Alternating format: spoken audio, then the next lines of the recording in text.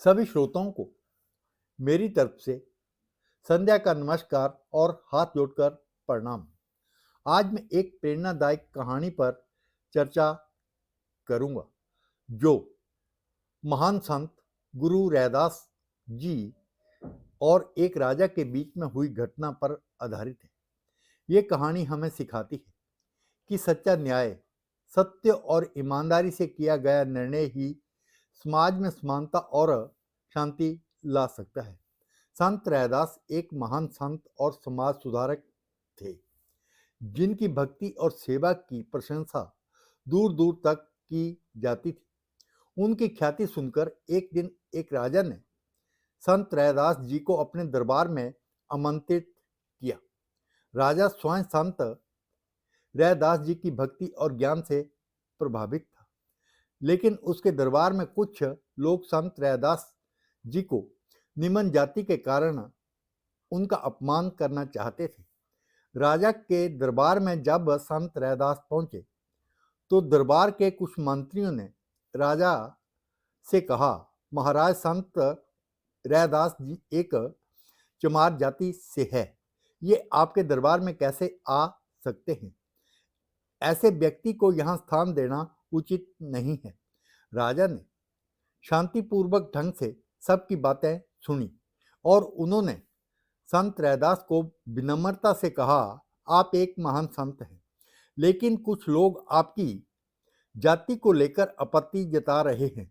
क्या आप इस विषय में कुछ कहना चाहोगे?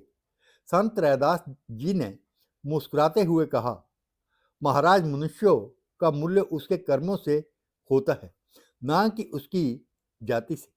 जिस प्रकार मिट्टी के घड़े का महत्व उसके आकार और उपयोगिता में है, ना कि उसके निर्माता की जाति में।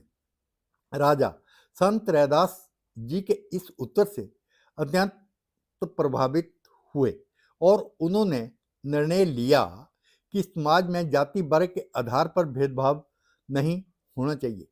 उन्होंने अपने दरबार में घोषणा की कि संत रैदास का सम्मान करना हमारा कर्तव्य है, क्योंकि वे हमें सच्चाई और भक्ति का मार्ग दिखाते हैं। जाति धर्म के आधार पर भेदभाव करना अनुचित है। दोस्तों, इस कहानी से ये शिक्षा मिलती है कि सच्चाई, न्याय और समानता का मार्ग ही सही मार्ग है। संत रैदास जी ने समाज को सिखाया कि जाति वर्ग से ऊपर उठकर मानवता की सेवा करना ही सच्चा धर्म है। राजा का निर्णय ये हमें याद दिलाता है कि हमें अपने समाज में भी सभी को समान दृष्टि से देखना चाहिए और धर्म जाति के भेदभाव से मुक्त रहना चाहिए। दोस्तों, ये थी संत रैदास जी का संदेश। अगर आपको अच्छा लगा है तो इसे लाइक करें और दोस्तों में शेयर करें। अभी अगर आप मेरे चैनल में नए हैं तो सब्सक्राइब करना ना भूलें। कल सुबह फिर 5 बजे मिलूंगा ऐसे ही एक प्रेरणादायक कहानी के साथ। तब तक जय गुरु रविदास महाराज, जय भीम। शुभ रात्रि दोस्तों।